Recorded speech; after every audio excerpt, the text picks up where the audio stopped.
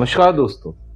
कई बार cyber cell जो हमारा बैंक अकाउंट फ्रीज कर देता है और उससे कांटेक्ट करने पर ऑफिसर हमसे ये कहते हैं कि कोर्ट का ऑर्डर लेकर आए, तभी हम आपका बैंक अकाउंट अनफ्रीज करेंगे। तो दोस्तों, ये कोर्ट का ऑर्डर होता क्या है और इसको लेना कैसे है, आज इस वीडियो में हम इसी टॉपिक पर डिस्कस करेंगे, तो वीडियो को अंत तक जरूर देखिएगा। Hi friends, welcome to online legal centre. मैं हूं एडवोकेट आयुष गर्ग और आप देख रहे हैं अपना YouTube channel online legal centre.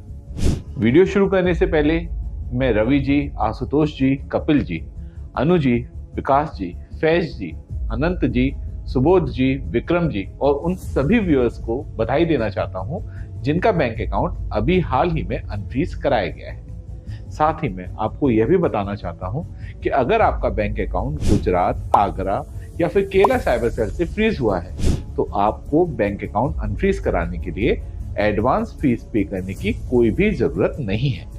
आप हमारी सारी लीगल फीस और एक्सपेंसेस आपका अकाउंट अनफ्रीज होने के बाद पे कर सकते हैं। इसके लिए आप उसी बैंक अकाउंट का एक पोस्ट डेटेड चेक हमको दे सकते हैं। इससे आपको बैंक अकाउंट अनफ्रीज कराने में बहुत ही हेल्प मिलेगी।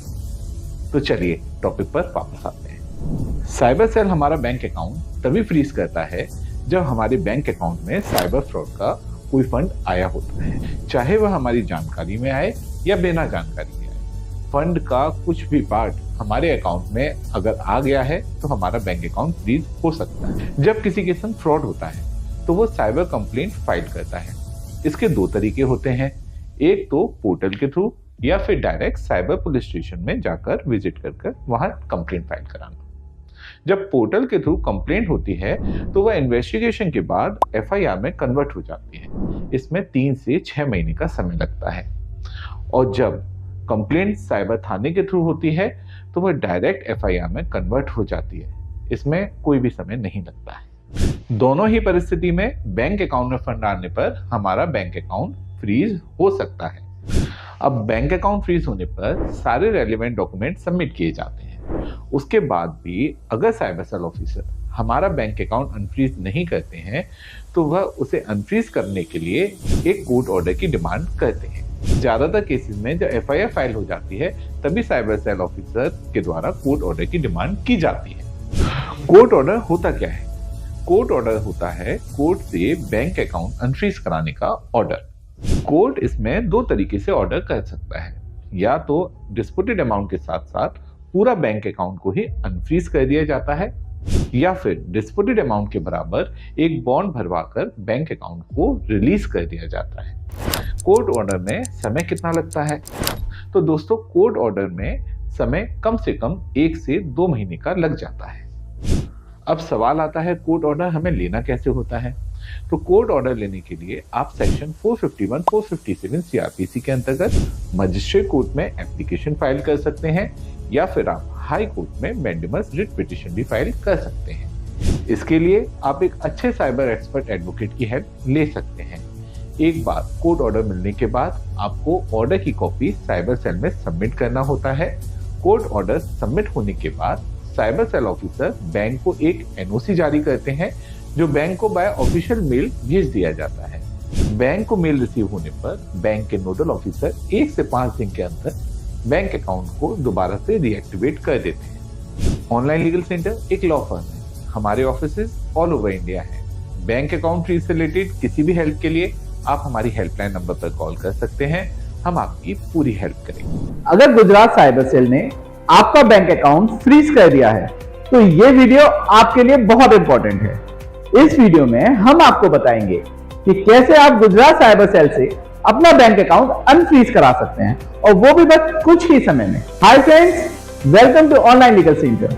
मैं एडवोकेट आयुष गर्ग स्वागत करता हूं आपका अपने इस यूट्यूब चैनल पर, जहां हम आपकी लीगल प्रॉब्लम का प्रॉपर सॉल्यूशन बहुत ही सिंपल तरीके से प्रोवाइड कराते हैं। अगर आप हमारे चैनल पर नए हैं तो हमारा चैनल जरूर सब्सक्राइब करें, बेल आइकन भी जरूर क्लिक करें, जिससे आपको हमारे लेटेस्ट इंफॉर्मेटिव वीडियोस का नोटिफिकेशन मिलता रहे और आप लीगली भी अपडेटेड रहें। चलिए अब जानते हैं कि अगर गुजरात साइबर सेल ने हमारा बैंक अकाउंट फ्रीज कर दिया है तो हम क्या करें, क्या क्या सावधानियां रखें और कैसे हम अपना बैंक अकाउंट अनफ्रीज कराएं। तो देखिए, जब भी आपका बैंक अकाउंट फ्रीज हो जाता है तो सबसे पहले पैनिक नहीं हो, बैंक से संपर्क करें और अपना बैंक अकाउंट फ्रीज होने का कारण जानें। किस ट्रांजैक्शन की वजह से हमारा बैंक अकाउंट फ्रीज हुआ है यह भी हमें जानना होता है, और किस साइबर सेल ने हमारा बैंक अकाउंट फ्रीज किया है। आप साथ ही इन्वेस्टिगेशन ऑफिसर का कॉन्टैक्ट नंबर और ईमेल आईडी भी उनसे लें, जिनसे आप उनसे संपर्क कर सकते हैं। अगर आपको कंप्लेंट नंबर भी मिल जाता है तो बहुत अच्छा होगा। गुजरात में ज्यादातर bank account Ahmedabad cyber cell, Gandhinagar cyber cell, Surat cyber cell और वडोदरा साइबर सेल द्वारा फ्रीज किए जाते हैं। इन सभी साइबर सेल के कॉन्टैक्ट डिटेल्स हमने डिस्क्रिप्शन में दिए हैं, जरूरत पड़ने पर आप इनसे कॉन्टैक्ट कर सकते हैं। अगर बैंक ऑफिसर आपको ये सब डिटेल नहीं देते हैं तो आप उनसे मेल या रजिस्टर पोस्ट के द्वारा भी इंफॉर्मेशन ले सकते हैं, और एक पोस्ट आप जरूर रिजर्व बैंक को भी सेंड करें, जिससे बैंक आपको इंफॉर्मेशन देने के लिए बाध्य हो जाए। दरअसल बैंक से ये सारी इंफॉर्मेशन लेना आपका अधिकार है, और बैंक की ड्यूटी भी है कि वो आपको ये सारी इंफॉर्मेशन दे, क्योंकि बिना इस इंफॉर्मेशन के आप अपना बैंक अकाउंट अनफ्रीज नहीं करा पाएंगे। एक बार पता चलने पर कि गुजरात स्टेट की किस डिस्ट्रिक्ट की साइबर सेल ने आपका बैंक अकाउंट फ्रीज किया है, आप वहां फोन और ईमेल के माध्यम से संपर्क कर सकते हैं और जरूरी डॉक्यूमेंट सबमिट कर सकते हैं। लेकिन कई बार साइबर सेल इन्वेस्टिगेशन ऑफिसर आपको पर्सनली साइबर सेल में विजिट करने के लिए कहते हैं। ऐसे में अगर आप वहां जा सकते हैं तो आप जाइए, वहां विजिट करिए और इन्वेस्टिगेशन का पार्ट बनिए। लेकिन अगर आप वहां नहीं जाना चाहते हैं तो आप एक अच्छे एडवोकेट की हेल्प ले सकते हैं, जो आपके बिहाफ पर साइबर सेल में विजिट करेंगे और इन्वेस्टिगेशन ऑफिसर के सामने आपका पक्ष रखेंगे और आपका बैंक अकाउंट अनफ्रीज कराएंगे। ऑनलाइन लीगल सेंटर के एडवोकेट्स आपके बैंक अकाउंट को अनफ्रीज कराने में आपकी बहुत हेल्प कर सकते हैं। ऑनलाइन लीगल सेंटर एक लॉ फर्म है जिनके ऑफिस ऑल ओवर इंडिया हैं। स्क्रीन पर नीचे हमारी हेल्पलाइन नंबर दिया गया है, यहां आप कभी भी कॉल कर सकते हैं और हमारे एडवोकेट से संपर्क कर सकते हैं। अगर गुजरात साइबर सेल ऑफिसर आपका बैंक अकाउंट अनफ्रीज नहीं करते हैं, अगर फिर भी इतना सब कुछ करने के बाद भी गुजरात साइबर सेल ऑफिसर आपका बैंक अकाउंट अनफ्रीज नहीं करते हैं, तो भी हमें चिंता करने की कोई जरूरत नहीं है। अगर हमने कुछ भी गलत नहीं किया है तो हमारा बैंक अकाउंट अनफ्रीज जरूर होगा। इसके लिए हमें सेक्शन 451 और 457 सीआरपीसी के अंतर्गत कोर्ट में बैंक अकाउंट अनफ्रीज कराने के लिए एक एप्लीकेशन फाइल करना होता है।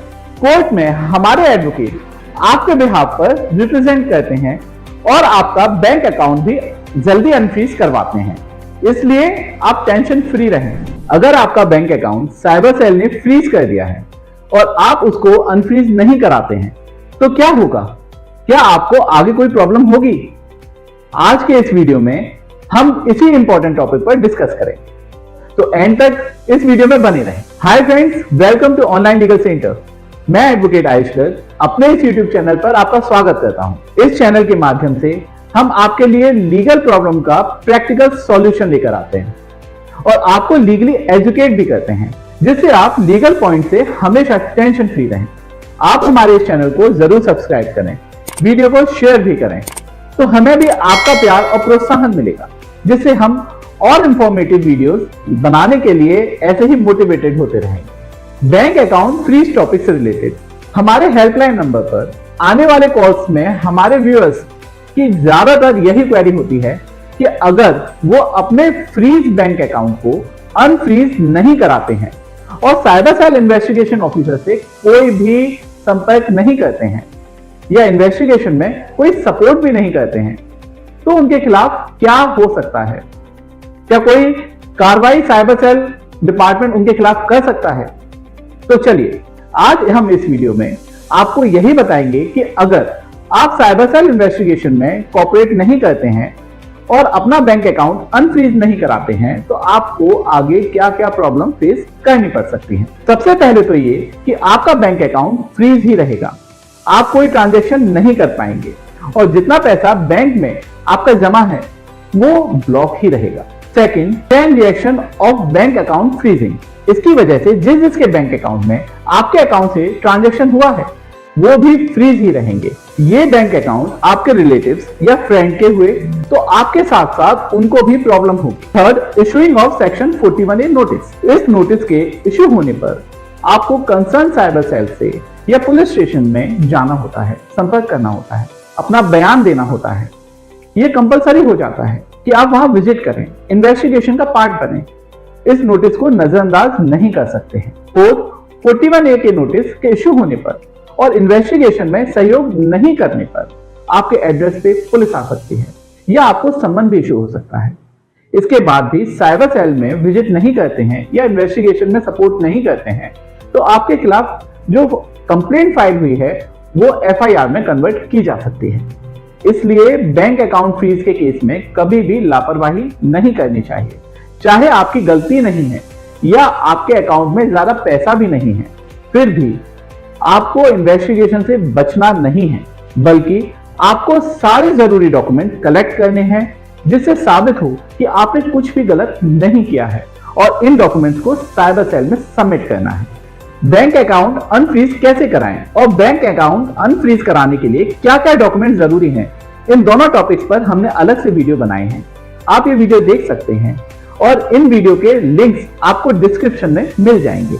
अब बैंक अकाउंट अनफ्रीज कराने के लिए आप एक अच्छे एडवोकेट की हेल्प भी ले सकते हैं। इसके लिए आप हमारे ऑनलाइन लीगल सेंटर के हेल्पलाइन नंबर पर कभी भी कॉल कर सकते हैं। ऑनलाइन लीगल सेंटर एक लॉ फर्म है। हमारे ऑफिसेज ऑल ओवर इंडिया हैं। हमारे एडवोकेट आपके बैंक अकाउंट अनफ्रीज कराने में आपकी हेल्प करते हैं। हाय फ्रेंड्स, अगर आपका बैंक अकाउंट फ्रीज हो गया है तो क्या आपको मालूम है कि उसके फ्रीज होने के पीछे क्या कारण है? आज इस वीडियो में हम इसी टॉपिक पर डिस्कस करेंगे कि साइबर सेल अगर हमारा बैंक अकाउंट फ्रीज कर देता है तो उसके पीछे क्या क्या रीज़न होते हैं। तो आज का ये वीडियो आपके लिए बहुत इंपॉर्टेंट होने वाला है, तो इस वीडियो को अंत तक जरूर देखिएगा। Hello friends, welcome to online legal centre. मैं एडवोकेट आयुष गर्ग आपका स्वागत करता हूं अपने इस यूट्यूब चैनल पर। इस चैनल के माध्यम से हम आपके लिए लीगल टॉपिक से रिलेटेड इंफॉर्मेटिव वीडियोस लाते रहते हैं जिससे आप हमेशा लीगली अपडेटेड रहें। बैंक अकाउंट फ्रीज से रिलेटेड और इंफॉर्मेटिव वीडियोस देखने के लिए आप हमारी प्लेलिस्ट पर भी विजिट कर सकते हैं। तो चलिए बिना समय गवाए टॉपिक को शुरू करते हैं। आज हम जानेंगे कि अगर साइबर सेल हमारा बैंक अकाउंट फ्रीज कर देता है तो उसके पीछे क्या क्या कारण हो सकते हैं। फर्स्ट रीजन है इनडायरेक्ट कंप्लेंट। जब किसी के साथ साइबर फ्रॉड होता है तो फ्रॉड का फंड डिफरेंट अकाउंट्स में जाता है। ऐसे में जब उस पैसे का कुछ भी पार्ट हमारे अकाउंट में आ जाता है तो हमारा बैंक अकाउंट भी फ्रीज हो जाता है। इसको चेन की वजह से बैंक अकाउंट फ्रीज होना भी कहते हैं। ज़्यादातर बैंक अकाउंट इसी कारण से फ्रीज हो जाते हैं। अक्सर जब हम P2P ट्रेडिंग या फिर गेमिंग ऐप से विड्रॉल करते हैं तो हमारा बैंक अकाउंट भी फ्रीज हो जाता है, जिसके पीछे यही चेन की वजह से बैंक अकाउंट फ्रीज होना महत्वपूर्ण कारण होता है। अब चलिए हम सेकेंड रीजन जानते हैं, लेकिन उससे पहले मैं आपको एक ज़रूरी बात बता दूं कि हमने अपने P2P ट्रेडर्स दोस्तों के लिए एक नया मंथली सब्सक्रिप्शन प्रोग्राम स्टार्ट किया है, जिसको ज्वाइन करने से आप बैंक अकाउंट फ्रीज से रिलेटेड सभी टेंशन से फ्री होकर P2P ट्रेडिंग कर सकते हैं। इस टेंशन फ्री प्लान का लिंक हमने डिस्क्रिप्शन में दिया है। आप हमारी हेल्पलाइन नंबर पर भी कॉल करके प्लान के बारे में जानकारी ले सकते हैं। तो चलिए टॉपिक पर वापस आते हैं। अब सेकंड रीज़न क्या है ये जानते हैं। इसको हम कहते हैं डायरेक्ट कंप्लेंट। जब किसी के साथ कोई साइबर फ्रॉड होता है तो वह उस व्यक्ति के खिलाफ जिसने उससे साइबर फ्रॉड किया है एक कंप्लेंट फाइल करता है, जिसको हम डायरेक्ट कंप्लेंट कहते हैं। क्योंकि ये कंप्लेंट डायरेक्ट किसी व्यक्ति के खिलाफ उसके नाम पर और उसके बैंक अकाउंट पर होती है, तो इसलिए इसमें एक्शन भी बहुत जल्दी होता है। थर्ड रीज़न होता है चार्जबैक। ये तब होता है जब कोई कंप्लेनेंट किसी से कोई प्रोडक्ट खरीदता है या उससे कोई सर्विस लेता है और उसके बदले में वह सेलर को पैसे देता है या फंड ट्रांसफ़र करता है, और फिर वही कंप्लेनेंट उस सेलर के नाम एक साइबर कंप्लेंट भी फाइल कर देता है। इसके पीछे रीज़न कभी कभी मिसअंडरस्टैंडिंग भी हो सकता है, लेकिन ज़्यादातर मामलों में कंप्लेनेंट सेलर के साथ जब चीट करना चाहता है या फ्रॉड करना चाहता है तो वह सेलर के खिलाफ चार्जबैक की कंप्लेंट फाइल कर देता है और उसका बैंक अकाउंट भी फ्रीज हो जाता है। अब अगर हमारा बैंक अकाउंट फ्रीज हो जाए तो उसे अनफ्रीज कराना भी होता है, वरना सारा फंड ही हमारा वहीं अटक जाएगा और लीगल प्रोसीडिंग का भी सामना करना पड़ेगा। तो इसके लिए बैंक अकाउंट फ्रीज क्यों होता है, जब हम ये पूरे रीजन जान जाएं तो उसके बाद हमें ये जानना भी बहुत ज़रूरी है कि उसे अनफ्रीज कैसे कराना है। बैंक अकाउंट अनफ्रीज कैसे कराना है, इसके लिए हमने एक वीडियो अलग से बनाया है। आप आई बटन पर क्लिक करके उस वीडियो को देख सकते हैं, या फिर आप हमारी प्लेलिस्ट पर भी विजिट करके बैंक अकाउंट अनफ्रीज कराने के संबंधित वीडियो देख सकते हैं। बैंक अकाउंट डिफ्रीज कराने के लिए हमें बैंक और साइबर सेल से कुछ डॉक्यूमेंट्स और इन्फॉर्मेशन कलेक्ट करने होते हैं, जिनके बारे में भी हमने एक वीडियो अलग से बनाया है। आप आई बटन पर क्लिक करके उन वीडियो को देख सकते हैं, या फिर आप फिर से हमारी प्लेलिस्ट पर विजिट करें और डॉक्यूमेंट्स इन्फॉर्मेशन हमें क्या कलेक्ट करने हैं इसके बारे में वीडियोस देखें। अब डॉक्यूमेंट्स और इन्फॉर्मेशन कलेक्ट करने के बाद आप साइबर सेल से कांटेक्ट करें। इन्वेस्टिगेशन ऑफिसर अगर आपको पर्सनली साइबर सेल में बुलाते हैं तो आप साइबर सेल में विजिट कर सकते हैं, या एक अच्छे एडवोकेट की हेल्प ले सकते हैं जो आपके बिहाफ पर साइबर सेल में विजिट करते हैं और आपका बैंक अकाउंट को डिफ्रीज करवाते हैं। इसके लिए आप हमारी हेल्पलाइन नंबर पर भी कभी भी कॉल कर सकते हैं। ऑनलाइन लीगल सेंटर एक लॉ फर्म है। हमारे ऑफिसेस ऑल ओवर इंडिया हैं। भारत में कहीं भी किसी भी कारण से अगर आपका बैंक अकाउंट फ्रीज हो जाता है तो आप सीधे हमारी हेल्पलाइन नंबर पर कॉल करें, हमारे साइबर एक्सपर्ट एडवोकेट से बात करें, वो आपकी पूरी हेल्प करेंगे आपका बैंक अकाउंट डिफ्रीज करवाने में। अब ये वीडियो आपको कैसा लगा कमेंट बॉक्स में ज़रूर बताइएगा। अगर आपकी कोई क्वेरी है या कोई क्वेश्चन है तो हमसे ज़रूर पूछिए, हम उस क्वेरी को सॉल्व ज़रूर करेंगे। अगर आपको हमारे वीडियो अच्छे लगते हैं तो आप इसको लाइक और शेयर ज़रूर करें। चैनल को सब्सक्राइब भी ज़रूर कीजिए, इससे हमें मोटिवेशन मिलता है आपके लिए ऐसे ही और इन्फॉर्मेटिव वीडियोस बनाने का। अंत में सतर्क रहें, अपने अधिकारों के लिए जागरूक रहें और ऑनलाइन लीगल सेंटर से जुड़े रहें। मिलते हैं अगले वीडियो में। जय हिंद।